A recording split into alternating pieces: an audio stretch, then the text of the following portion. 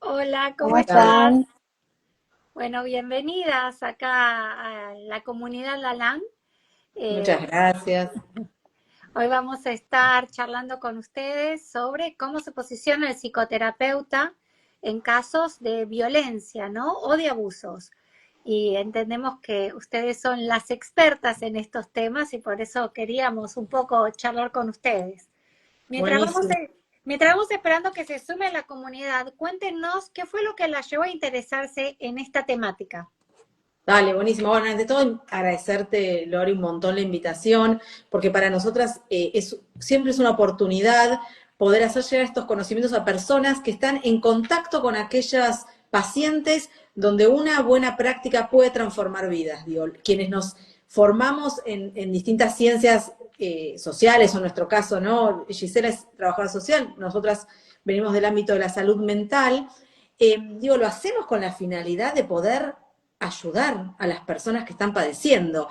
Y en nuestra práctica lo que detectamos una y otra vez es que sin herramientas específicas, esa buena intención cae de alguna manera, por decirlo, en saco roto, y no solo en saco roto neutro. A veces el desconocer la expertise o lo específico de esta temática no es neutro, no es que, bueno, solo no pudimos ayudar a esa persona, sino que probablemente la hundimos en una situación de muchísima más gravedad donde le va a llevar muchos años, muchos más años, porque estas problemáticas que vamos a abordar hoy cuentan con un enemigo muy grande que es la naturalización y la invisibilización cultural. Entonces, si quienes estamos para proveer salud y acompañar en procesos de develamiento dolorosos de muchas cosas de nuestros pacientes, no tenemos esta información, no solo que esto nos va a pasar de largo, sino que sin intervención hacemos una gran intervención iatrogénica.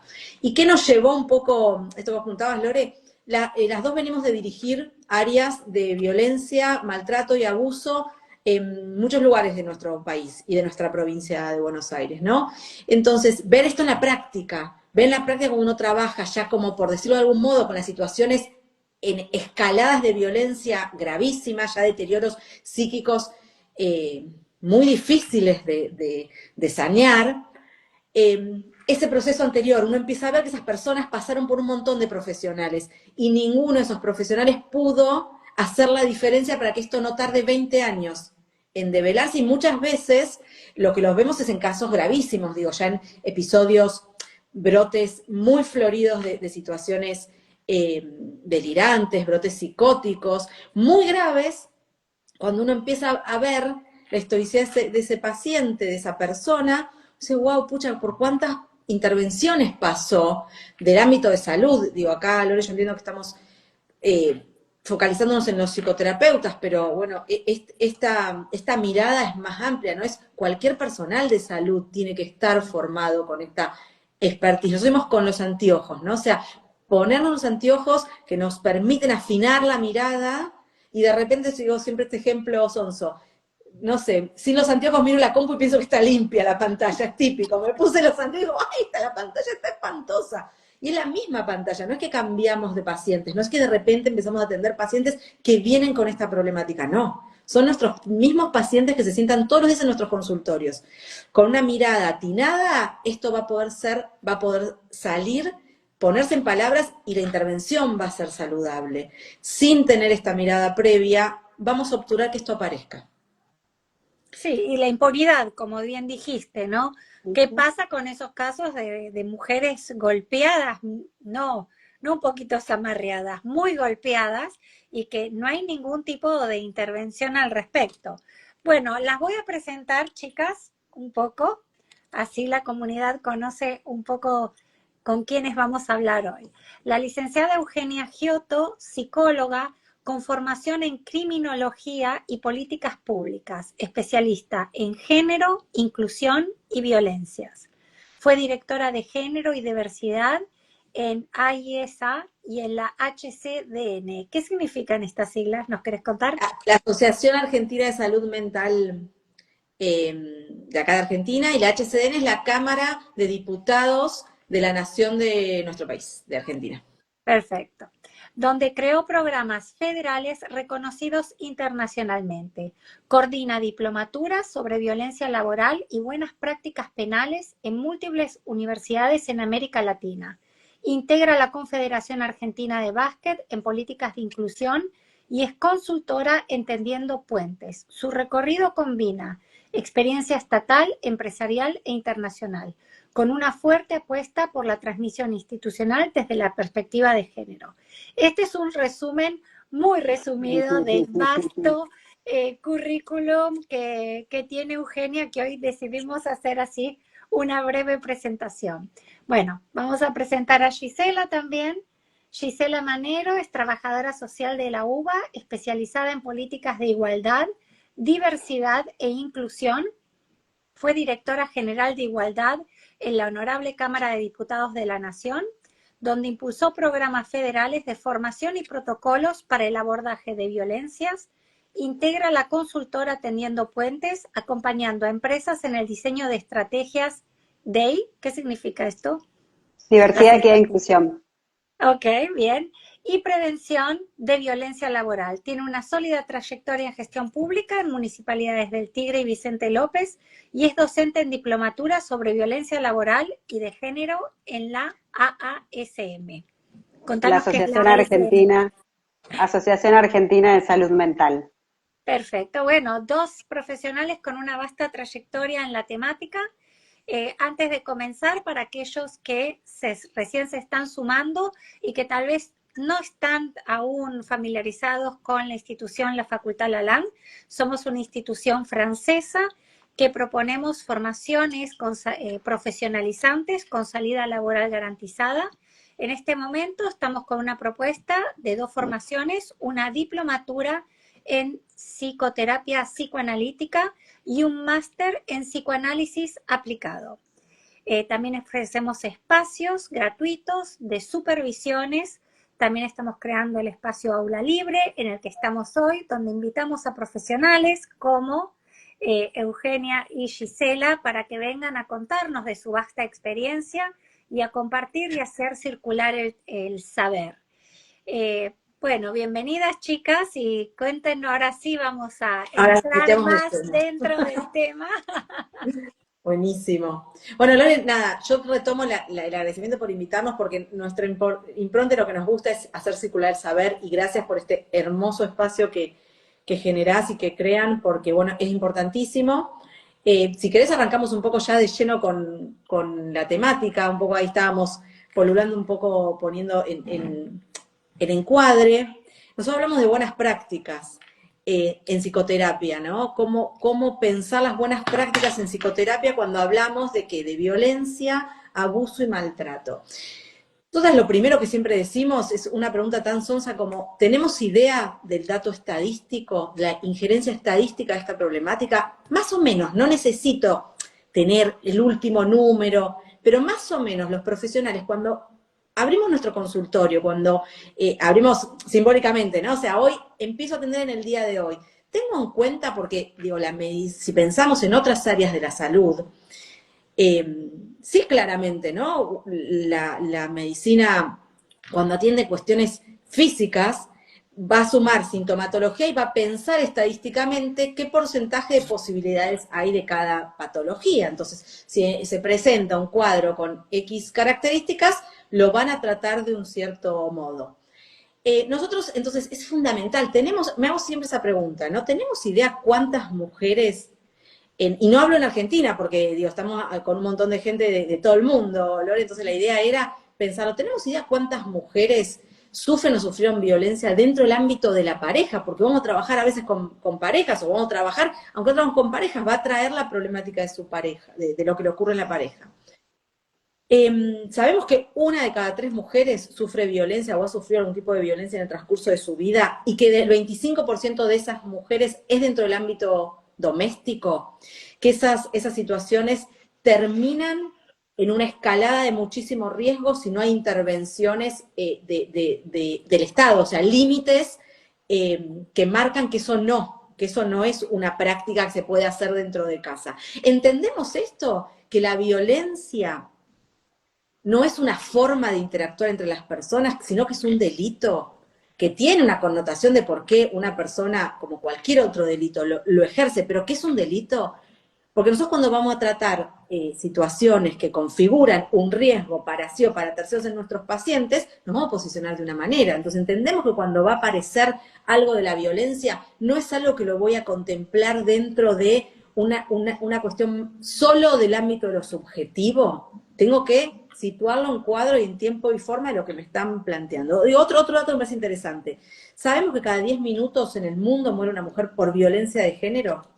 ¿Tenemos en cuenta que 1 de cada 5 niñas y 1 de cada 7 niños en el mundo sufre abuso sexual en su infancia? Y que 2 de cada 3 niños son criados con modelos de violencia, como formas de crianza.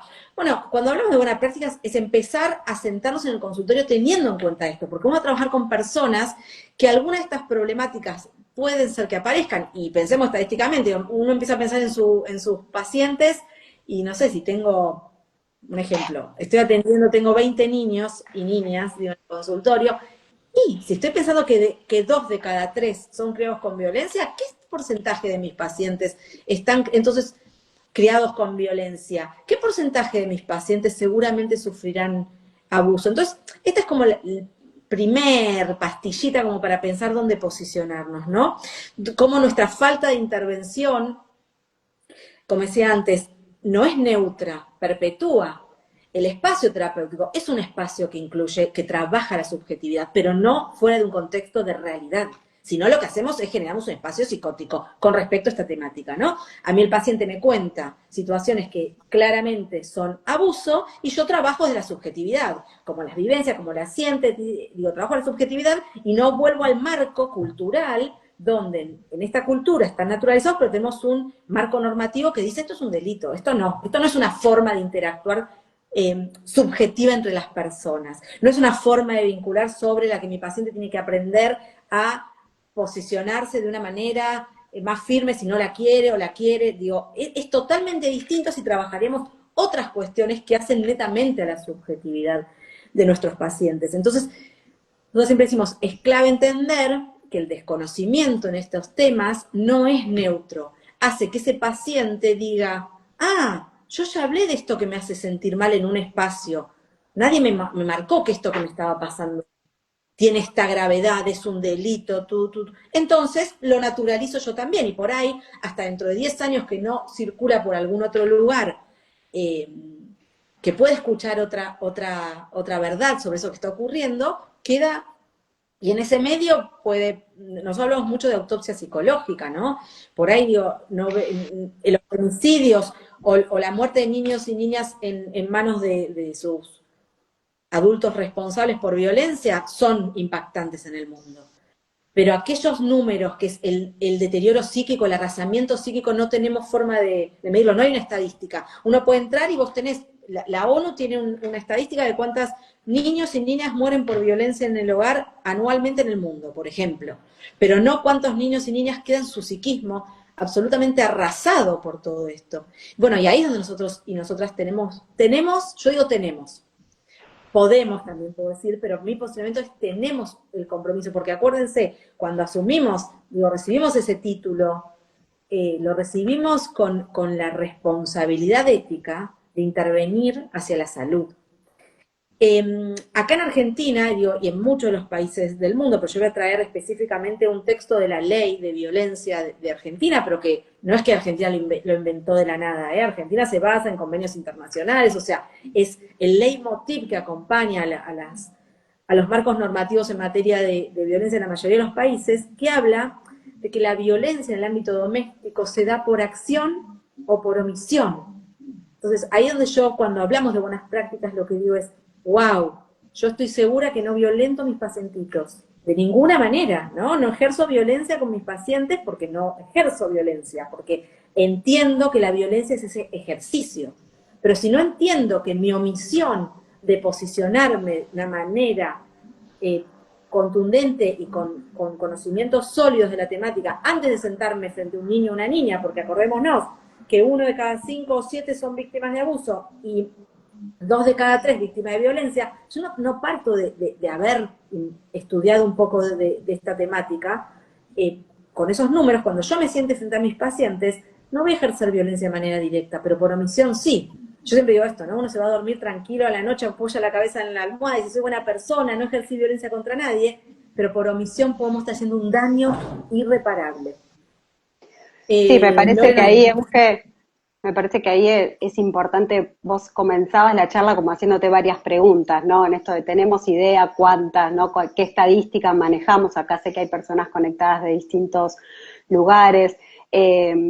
Y quizás también hay que poder hacer una pregunta previa, ¿no? ¿Tenemos idea de qué hablamos cuando hablamos de violencia por motivos de género? ¿Tenemos idea a la hora de abordar una situación en el consultorio que esta problemática es una problemática cultural, que no es algo aislado que le sucede quizás a mi paciente y que no le sucede a otras?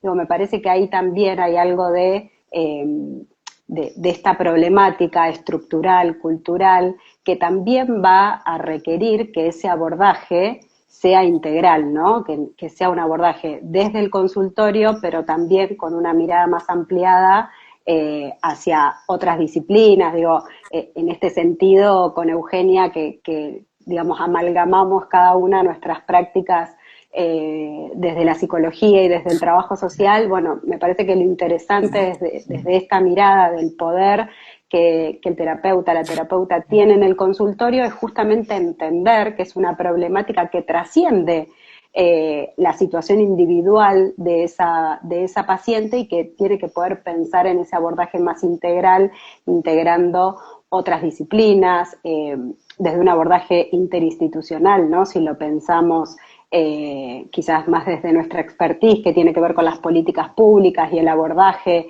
de manera interrelacionada en esos casos. Qué interesante todo lo que dicen y esta concientización hacia la comunidad de tomar contacto con estadísticas que son bastante fuertes, ¿no? Me acuerdo, yo fui hace 2 años también a un congreso donde se hablaba de esto, del tema del abuso infantil, y las estadísticas y los números me hicieron mucho daño, ¿no? En lo es pequeño tremendo. es muy fuerte, hasta se siente en el cuerpo, creo yo, cuando uno empieza a ver los números de las estadísticas, los porcentajes de niños de menos de 8 años abusados, y uno dice, wow, ¿no? Porque creo que también hay como, es tan horroroso, es tan del orden de lo Total. siniestro, creo yo, que hay una parte de uno que también, no quiero decir que lo niega, pero tiene mucha reticencia a tomar contacto.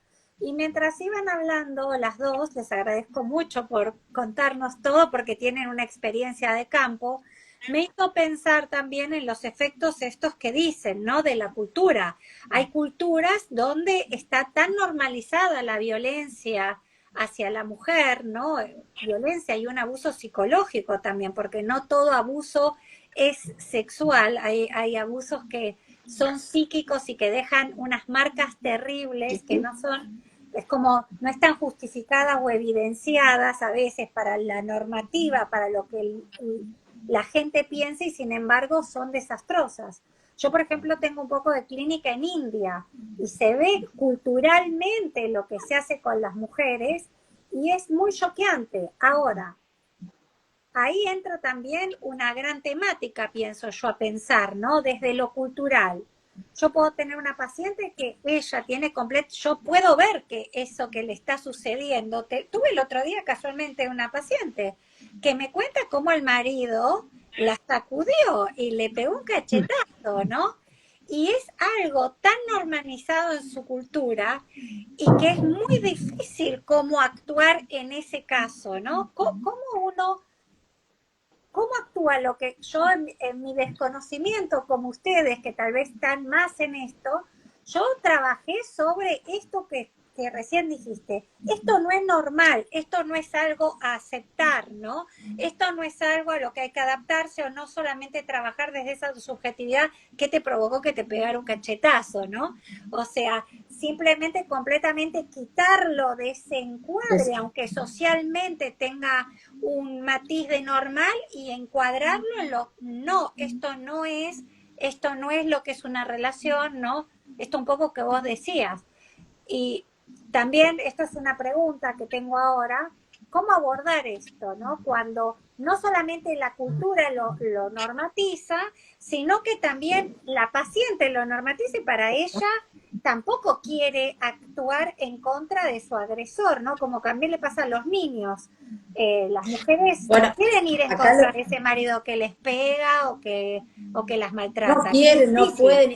Y a veces, Lore, lo que ocurre es que esa persona no es su primer agresor, digo, probablemente en la infancia ya una relación violenta con su padre, digo, entonces es poder tirar como las piecitas cuando uno tira una tras otra, es develar toda una situación que nos estructura nuestra historia de otra manera.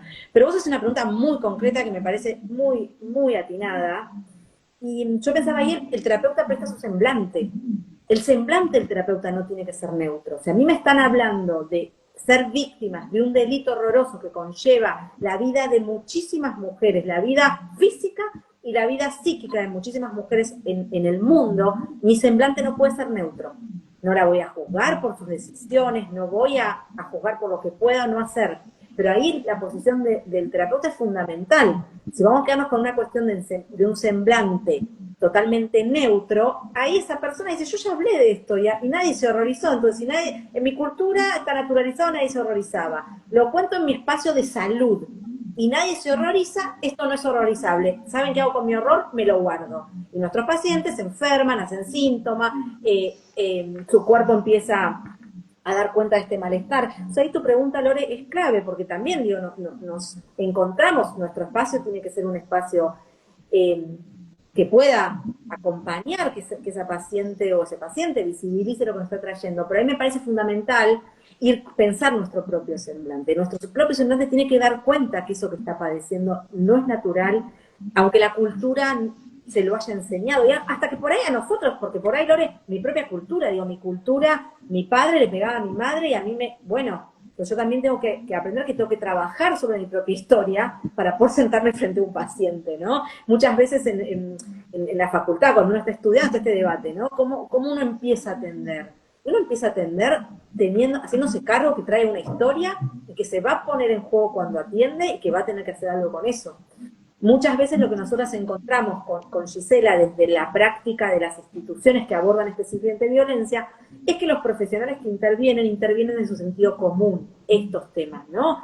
A ver, todos tenemos familia, todos vivimos en ámbito doméstico, en el ámbito doméstico hubo situaciones de mayor grado o menor de violencia, entonces sentimos que desde nuestro sentido común podemos intervenir. Y justamente no, como en todo el resto de las intervenciones de los psicoterapeutas o los terapeutas, tenemos herramientas científicas para intervenir acá también. No es desde el sentido común o sosteniendo nuestra propia cultura. Es difícil también para el terapeuta. Digo, ahí creo que alguien había puesto lo que vos también decías, Lore, esto de las estadísticas asombran, impactan totalmente. Impactan muchísimo. No tengo ahora en mente, bueno, fíjate que es del orden tan del horroroso que no me lo acuerdo, ¿no? Pero era muy alta, o sea, de todo la franja de niños abusados, era impresionante, era muy alta la cantidad de niños abusados de menos de 8 años, lo cercano del vínculo también, eso también es muy totalmente. Total. Siempre familiares directos, ¿no? O gente muy cercana de la familia en un gran porcentaje. Y bueno, no tengo las estadísticas de la violencia, pero las acabas de traer y bueno, sí sé que tal vez me equivoco, corregime, que la mayor parte de los asesinatos a las mujeres son las parejas, ¿no? En el ámbito doméstico, con alguien que la conocía, exactamente. Vos trajiste antes el tema de los siniestros, justamente Freud con toda su despliegue sobre los siniestros, está hablando de esto. Pensemos hace mucho tiempo donde, si hoy en día está invisibilizado esto, imaginémonos hace 100, 200, 300 años culturalmente, pero los siniestros tiene que ver con esto, ¿no? Con aquello que no esperamos que ocurra, y es doblemente patológico para los niños y las niñas que lo viven, porque el resto de los adultos le dicen, hacerle caso a tu papá, a tu tío. Y acá yo quería traer algo muy importante que me hizo pensar lo que decías, Lore, que es cuando hacemos praxis, entender que los indicadores están ahí.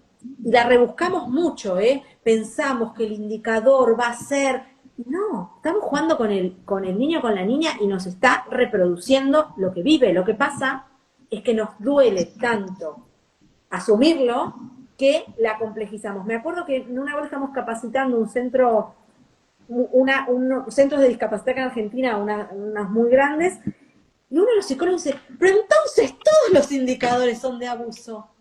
No, todos no, pero sí, muchos más de los que vos querés ver en la diaria. Y ahora ponerte a pensar en eso te desbordó, porque empezaste a pensar en 10 pacientes de este último mes y dijiste, todos presentan indicador de abuso y lo desbordó, entonces estaba desbordado y decía, pero entonces todo es indicador de abuso. No, todo no. Pero el indicador aparece y es clarísimo. Y la complejizamos mucho, ¿no? Y empezamos a buscar más del orden de lo netamente subjetivo. Cuando la raíz de la sintomatología, de un abanico de sintomatología que presentan los niños, tiene netamente que ver con conductas que están padeciendo. Y ahí entramos también en lo que es la psicoterapia, la terapia, la praxis con niños y niñas. Si no estamos dispuestos a poner en juego y a poner en jaque qué le está pasando a ese niño de fondo y solo vamos a pensar en el síntoma, es imposible abordar esto. Ayer me pasó que estaba terminando una pericia de una paciente, porque también los profesionales cuando decidimos abordar estas temáticas tenemos que entender que un informe nuestro cambia una historia judicial y hay que perderle miedo a eso, y hay que poder hacerlo. Y la abogada de mi paciente me llama y me dice, no sé cómo explicártelo, pero el informe es muy jugado. Y sí, mi respuesta fue esa, exacto, si no, no me dedico a esto. Los psicólogos, los terapeutas, digo, tenemos una capacidad de escucha para determinar verosimilitud de relato, indicadores psicofísicos compatibles con un cuadro. Digo, yo encuentro un cuadro X y puedo asociar si tiene o no indicadores compatibles con esta situación que la persona está contando que padeció. Pero tenemos un montón de elementos para ayudar que la voz de ese paciente o de esa paciente nuestra sea escuchada en todos los organismos que tienen que ser escuchada. O sea, ahí también es un desafío, porque ahí los terapeutas no nos enseñaron, en la facu tuvimos forense y demás, pero por ahí no aprendimos del todo esto. Bueno, hay mucha gente que nos puede ayudar, no es que tenemos que saberlo, solo tenemos que tener la decisión ética interna de que vamos a acompañar a nuestros pacientes que nos toquen, que estén transitando o hayan transitado estas situaciones. Que nos encantaría que no fueran, que no existan, que sea otro el problema que lo trae, el motivo de consulta que anotamos era otro, y nos frustramos y de repente, pero no, ahí está la gran posibilidad de cambio. Sí, por eso yo creo la importancia de la formación en los ámbitos universitarios, ¿no? Dentro de la currícula, bueno, poder ir incorporando esta mirada de género. Recién cuando vos hacías esa pregunta, ¿no? De cómo abordar una situación en el consultorio o en algún espacio de la práctica profesional, trataba de hacer relación con esto que decíamos al inicio, ¿no? Que es una problemática cultural, y bueno, cultural, digamos, a lo largo de la historia, a las mujeres nos enseñaron a través de los roles de género que tenemos que aguantar, ¿no? Que la familia está por sobre todo. Entonces, digo, ahí me parece que también el trabajo desde el consultorio o también desde la articulación que se puede hacer en el consultorio con otros espacios u otros dispositivos donde haya grupos para mujeres en situación de violencia, ¿no? Porque también la salida de la violencia es a través del armado de red. Es muy difícil que un profesional o que una sola disciplina aborde esta temática si lo pensamos más desde el abordaje integral. Entonces, creo que en esta pregunta que vos hacías, ¿no? Bueno, ¿cómo abordar? Bueno, en primer lugar me parece que tiene que ver con formarnos, porque estos roles, estos estereotipos de género nos atraviesan a todas las personas, ¿no?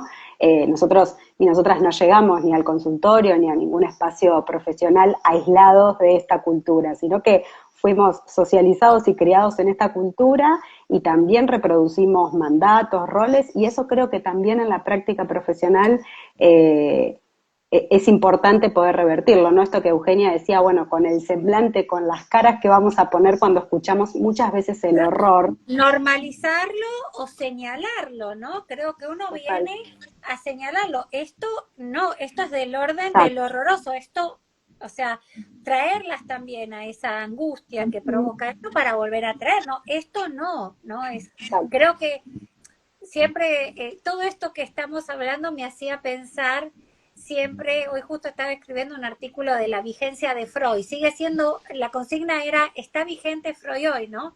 Y cuando pensamos en estas cosas, por ejemplo en Europa, que se está borrando tanto la lectura del psicoanálisis, se dice que la castración no existe más y que no hay nadie más castrado. Y yo pienso siempre, ¿no? Cuando Freud habla de la castración, que está tan mal interpretado el sentido de la castración femenina, se refiere a esto, ¿no? La mujer no puede salir de esto, no Nace puede. castrada del poder, Exacto. nace por fuera de que la cultura le permita tener ese acceso a poder. Yo recién lo que vos decías me disparó a pensar que en la consulta, en la praxis, tenemos que entender que tenemos que acompañar a esa paciente o ese paciente a que entienda que fue víctima de algo. Exactamente. Y no está mal, porque muchas veces, ¿no? La visión es, ay, pero ¿por qué lo querés poner en lugar de víctima? No lo ponemos en ningún lado, fue víctima. Fue víctima de delitos que están tipificados en Le los códigos damos un penales. contexto, le damos, Exactamente. Que después nombramos. salga de ahí, ¿no? O sea, nosotros trabajamos para que nuestros pacientes que hayan sido víctimas de todo esto se conviertan en sobrevivientes y puedan transformar todo lo que vivieron. Pero primero hay que acompañarlos en desnaturalizar aquello que vivieron. Bueno, ahí alguien decía que Freud era un adelantado. Ayer lo hablamos con Lorena exactamente esas temáticas. Freud fue muy adelantado para su época. Fue quien nos abrió el camino para poder empezar a hablar de abuso sexual en las infancias. Digo, la histeria y todos los tratados sobre histeria. No hablan ni más ni menos de cuerpos de mujeres utilizados como objetos para la cultura que hablaban, ¿no? El cuerpo hablaba con síntomas, las parálisis y demás. Freud empieza a traernos luz sobre eso de maneras increíbles. Hay que ayornar la mirada cuando lo leemos, ¿no? Ayer hablamos mucho de eso con Lorena. Hay que ayornar la mirada cuando lo leemos y todo el tiempo, porque no le podemos exigir a un texto de 200 años que sea vigente, sino entender en qué contexto, qué luz abrió en ese momento y cómo con toda la luz que se echó y hoy tenemos, lo seguimos interpretando. Me parece que está súper vigente. Súper vigente esta Freud, exactamente. Hay que pensar en si hoy todavía está en tela de juicio y culturalmente se sigue considerando que está bien pegarle un cachetazo a una mujer o sacudirla o un abuso se niega tanto, y no me quiero imaginar lo que era ese contexto cultural y Total. lo osado que fue ese discurso que él abre sobre lo que pasa con los abusos, ¿no? Bueno, todos estos temas van a ser parte de la formación de psicoterapeuta en la facultad, la formación esta de cómo se posiciona y qué significan las buenas prácticas, va a estar siendo parte de la formación del diplomado de psicoterapia psicoanalítica y va a estar como un diplomado opcional para el máster de psicoanálisis. Cuéntenos un poco cuáles son las cosas que vamos a estar aprendiendo en esta materia. Bueno, es amplio, muy interesante y para mí es, Lorena, te lo dije siempre, es de vanguardia que ustedes lo incluyan dentro de estas formaciones. Es no solo vanguardia, es realmente darle herramientas a los terapeutas, a los psicoterapeutas que van a necesitar, que ya sabemos que van a necesitar y van a estar solos en el consultorio y no las van a tener. Para mí es una praxis como muy, muy saludable para los psicoterapeutas. Bueno, lo que vamos a ver un poco, ahí lo que Gisela hablaba, vamos a entender un poco el marco cultural. Digo, Freud hablaba del malestar en la cultura no es ajena a la psicopatología, para nada es una persona que padece sin un contexto cultural. Vamos a trabajar primero un poco el contexto cultural de estas problemáticas. Vamos a aprender a detectar estas problemáticas porque no venimos, las formaciones de nadie vienen, salvo los que nos dedicamos a la expertise, pero si no, no venimos naturalizados. Esto que yo les hablaba antes, los indicadores. Pensamos que los indicadores es algo muy complejo que solamente nos va a poder evaluar un especialista. No, los indicadores, nuestros pacientes hablan con la palabra y podemos o no escuchar, hablan con el juego, hablan con Entonces, aprender a detectar y por sobre todo acompañarlos a aprender qué hacer con eso, porque entendemos que en las 4 paredes de nuestros consultorios nos desbordan. Si todos los que hoy nos especializamos en esto, miramos la praxis del inicio, estuvimos re solos o solas. Solas, con angustia, miedo de equivocarnos. Muchas veces los profesionales nos dicen, yo tengo miedo de exagerar. Bueno, darles herramientas para que sepan que no exageran, sepan qué indicadores tienen que evaluar, qué hacer, y sobre todo confiar y entender los procesos, que siempre va a ser mejor, en el peor de los casos, haber exagerado que haber minimizado. Minimizado ya tenemos toda la cultura. Exacto, la cultura ya está todo el tiempo bajándole el volumen. Total, entonces, y después, algo muy interesante que vamos a trabajar, porque digo, la formación que ustedes están dando de la facultad, después cada uno y cada una lo aplica en distintas instituciones, organizaciones, de diversas maneras, y la idea un poco es dejarles la impronta de todas las instituciones que intervienen en estas temáticas, porque nos puede tocar el rol de los psicoterapeutas y los terapeutas, es muy amplio y nos podemos desempeñar en consultorio en un montón de organizaciones. Entonces, entender cómo funciona ese circuito integral que tiene que ver con la intervención y la sanción de este tipo de violencias, nos posicionan de otra manera. Primero, la praxis diaria en el consultorio para entender qué va a pasar. Con ese informe, esto que yo contaba recién, yo como trabajé en todos los otros organismos, entiendo que ese informe marca la diferencia. Y por eso me la jugué. ¿Yo tengo ganas de que me haga una denuncia contra mi matrícula? No, bajo ninguna circunstancia. ¿Lo haría si no tiene un buen resultado, o sea, una buena expectativa? No. Pero yo entiendo dentro del circuito que ese informe le cambia la historia judicial a esa paciente mía. Completamente. Yo tengo casos de pacientes que han sufrido abusos y han denunciado, y por falta de alguien que se la juegue así, el perpetrador sigue impune y terminan viviendo en la misma casa con el abusador. Y es tan horroroso y deja marcas tan terribles. Quiero leerte una pregunta que están haciendo para leer algo de lo que habla el público. Sí, yo fui mirando, pero no. Sí, yo voy así pasando, porque muchos dicen, interesantísimo la cuestión del mecanismo de la desmentida en estos casos, es muy complejo de desarticular. Sí, yo estoy anotando. ¿Querés leer algo más y traigo otro punto? Vamos con esa, si querés, y después... Bueno, es espectacular. La desmentida parece como un concepto muy potente y muy poderoso, que uno lo desarma en 2 minutos cuando tiene el vínculo y el entendimiento de qué le pasó a ese paciente. Hay informes de profesionales que pueden dar cuenta de por qué un niño o una niña deshace su discurso sobre lo que relató. Realmente es parte de... Cuando lo vemos en la praxis del consultorio es casi totalmente esperable. Uno no escucha a un paciente que dice, lo que me pasó estuvo re mal, está re mal, lo que me hizo está muy mal y quiero que sea sancionado. Lo que empieza a hablar un paciente con síntomas y demás es de que siente un malestar, de que algo que tendría que estar bien le hace sentir mal. Entonces acá entra todo un juego de esto, ¿no? De lo naturalizado versus lo que uno empieza a darle lugar a lo que siente el paciente o la paciente, ¿no? Que puede escuchar eso que siente como incomodez. Alguien decía, ¿no?, que le impactaba mucho el número estadístico. Bueno, lo que pasa es que cuando afinamos el oído, digo, ¿cuántos niños o niñas nos hablan de un docente o de alguien que nos hace sentir incómodos? Y lo naturalizamos. Si uno empieza a ir un poco más, no necesariamente llegó a un abuso con acceso carnal, ojalá no llegue, pero ese niño está hablando de algo que lo incomoda.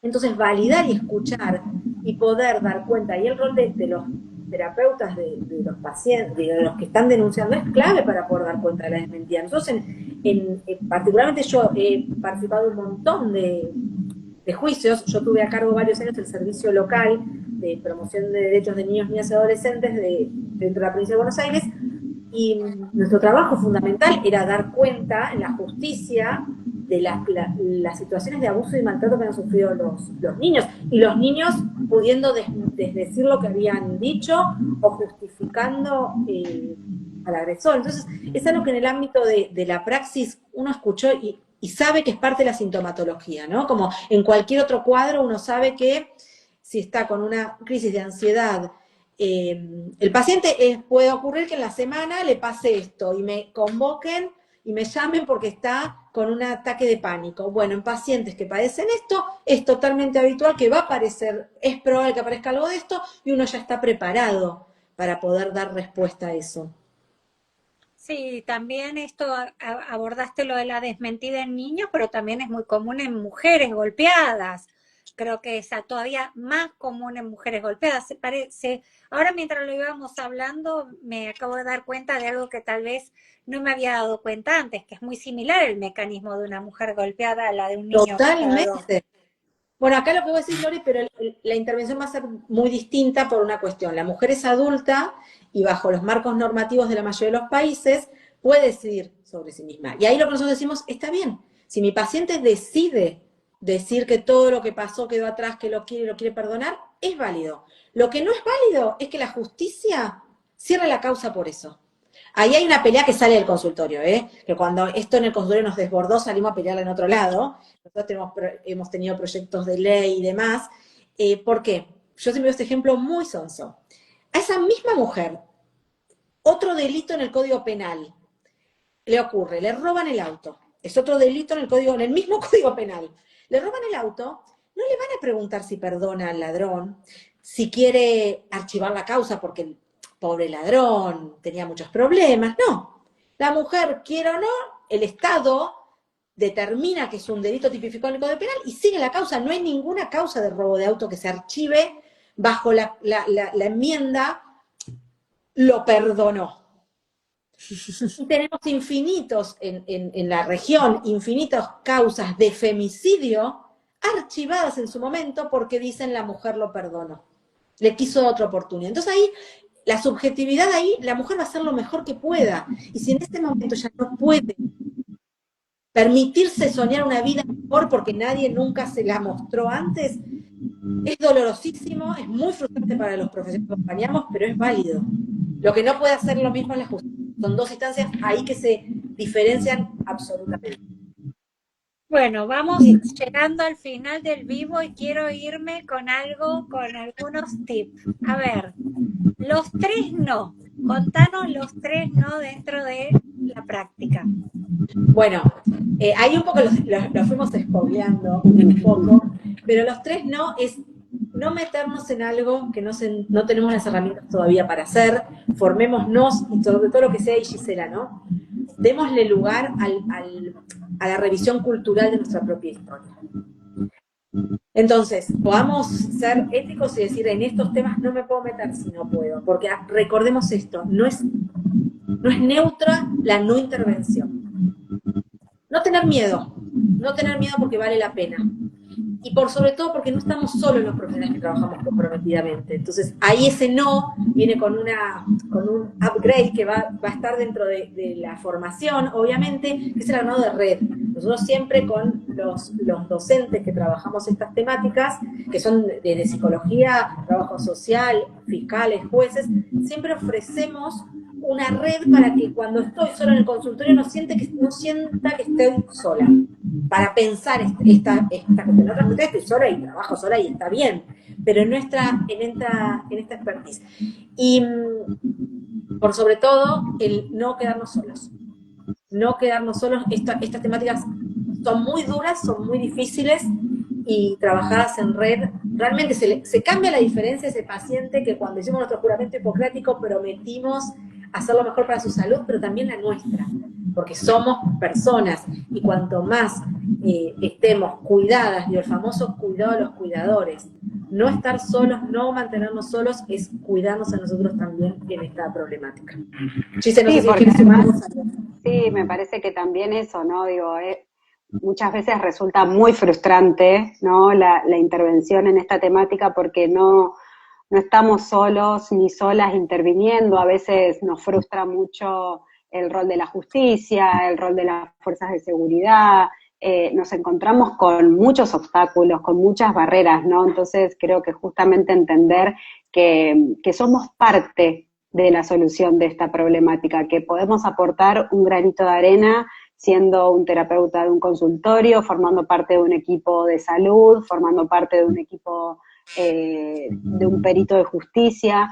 Creo que en los distintos lugares en los que podemos ocupar nuestra práctica profesional podemos aportar un granito de arena para cambiar esta realidad que sabemos que las estadísticas nos alarman y que bueno, que también hay que mover muchas barreras sociales, donde esto que vos decías, ¿no? De cuando una víctima se retracta de todo lo que en algún momento declaró, denunció, bueno, a veces también tiene que ver por la culpabilización que la sociedad hace cuando una mujer se anima a hablar, y de sociedad hablamos también, ¿no? Del ámbito comunitario, de ese eslabón que está muy cerquita de la mujer que padece una situación de violencia, en culpabilizarla. Entonces, bueno, digo, también cómo poder trabajar en el territorio y con la comunidad para saber, esto vos preguntabas recién, 3 no, ¿no? Bueno, con la comunidad también hay que poder trabajar esos no, porque lo que necesitamos es alojar desde los distintos espacios a estas mujeres que están pidiendo ayuda. Por supuesto. Bueno, quiero agradecerles mucho una vez más y vuelve siempre a surgir una temática que es trabajar en equipo, ¿no? Lo pluridisciplinario, la importancia también que sin importar desde qué marco teórico estemos atendiendo, qué tipo de psicoterapeutas seamos, podemos ser psicoanalistas, podemos ser de otras teorías, pero no llevar esto no dejar que el corset apretado de ninguna teoría no nos deje actuar, ¿no? Y esto es muy importante, creo siempre señalarlo, y por eso también se vuelve tan imperativo poder formarse en esta clase de temáticas, poder mirar en enfoques más allá de mi consultorio y con ciertas problemáticas que requieren de equipos multidisciplinarios, ¿no? Y de muchos actores, y de poder actuarlo más allá del corset de cualquier tipo de teoría. Por eso creo que eso es muy importante de señalar. Súper sabio, Dolores. Yo, si me das 2 segundos, quería Dale. cerrar con una idea que es, yo te escuchaba y decía, seguramente a todos cuando, más allá del corset de nuestra orientación, a todos nos motivó a estudiar estas profesiones porque el padecimiento ajeno no será indiferente, si no hubiéramos estudiado otra cosa. Y estas estrategias de abordaje realmente transforman vidas. Y a veces no vamos a dimensionar. Yo te digo, no es algo para llevarnos los laureles, porque por ahí esa paciente se va del consultorio y no seguimos trabajando. Años después nos cruzamos con algunos de estos pacientes y nos damos cuenta que esa intervención de buena práctica surgió efecto y cambió la vida. Tiene que ver con eso, ¿no? Diariamente vemos las noticias, los abusos, los maltratos, los femicidios, y nos ponen la piel de gallina y no sabemos que somos parte de poder cambiar eso. Somos parte por salvar vidas, que no vamos a saber que las salvamos, ¿no? Porque ya está, no murió, pero tener la certeza de que cuando trabajamos con esta perspectiva transformamos vidas de las más padecientes y salvamos vidas. Creo que te copla el teléfono, Gisela. El mío no sé cuál es. Bueno, pero en todo caso, Hay que... sí creo que vale también la pena mencionar esto que dijiste, es súper importante, ¿no? Que no toda intervención necesita ser una gigante intervención, ¿no? Hay veces que pequeñas intervenciones que uno va sembrando, como acabas de decir, creo que este hecho ya de por sí de prestar el semblante, como Freud nos prestó su yo, ¿no? Prestar nuestro juicio, decir, no, esto no es normal, y traer y anclar, sacar al paciente y traerlo a un contexto de realidad menos disociativa de ese trauma que está viviendo, lo ayuda ya, y es una intervención que en sí misma es muy eficaz y seguramente totalmente va a generar cambios en esa persona, en ese sujeto, mucho más allá de lo que podemos pensar. Como bien dijiste, después lo ves y viste que la escalada paró, se calmó esa escalada, no siguió escalando. Hubo algo que ancló esa realidad y pasó otra cosa, tomó otro rumbo, ¿no? Entonces, no temer, no toda intervención necesita ser gigantesca. Las pequeñas y las sutiles a veces son muy eficaces. No subestimemos el poder de una semilla, es nuestro lema en el proyecto. Qué lindo, me encantó, me la voy a guardar, te la voy a robar. No subestimemos el poder de una semilla. Compartida. Bueno, chicas, muchas gracias por vos. su presencia. Y bueno, nos debemos un taller para hablar más profundamente de todo esto, de desarrollar herramientas, abordajes, ¿no? Diagnósticos y marcadores, tantas cosas se me ocurren para un taller que... Ay, sí, total. Bueno, muchas gracias. Chao, Arrancemos. chao. Gracias, chau, chau a todos, muchas gracias por estar. Chao, Chao. gracias.